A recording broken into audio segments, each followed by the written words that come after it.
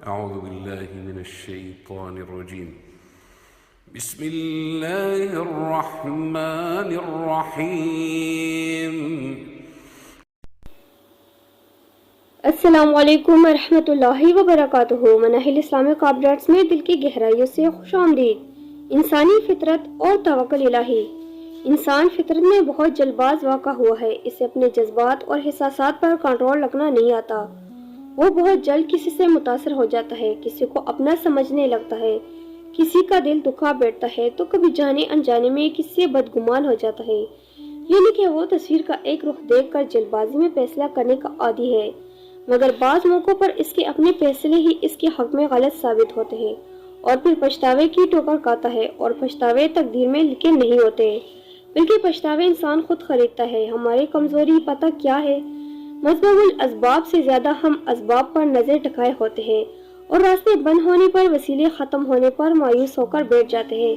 بھلا ابراہیم علیہ السلام نے اسباب پر بھروسہ کیا ہوتا تو بے آب ہو گیا وادی میں اپنے بیوی اور بیٹے کو چھوڑ کر جاتے، نمرود کی آگ میں بے خطر کودتے، موسیٰ علیہ السلام اپنے عصا سمندر پر مارتے، نوح ایسی وادی میں کشتی بناتے جہاں دور دور تک کوئی دریا سمندر کا نام و نشان نہ تھا. ان کی نظریں راستوں کے بجائے اپنے مالک پر تھی اور اس کو حکم بجا لانے پر تھی. تمہیں مستقبل کی فکر چھوڑو اور وہی کرو جو تمہیں حکم دیا گیا ہے. آنے والے وقت کی تمہارے پاس گارنٹی توڑی نہ ہے کہ زندگی ساتھ دے گی بھی یا نہیں. میں کیوں کل کی فکر کروں؟ جو رب آج میرے ساتھ ہے، جس نے آج مجھے اکیلا نہیں چھوڑا، وہ کل بھی نہیں مجھے چھوڑے گا. مجھے اس پر یقین ہے، خود سے زیادہ، سب سے زیادہ. اور جس کا یقین اللہ پر ہو وہ مایوس کیسے ہو سکتا ہے؟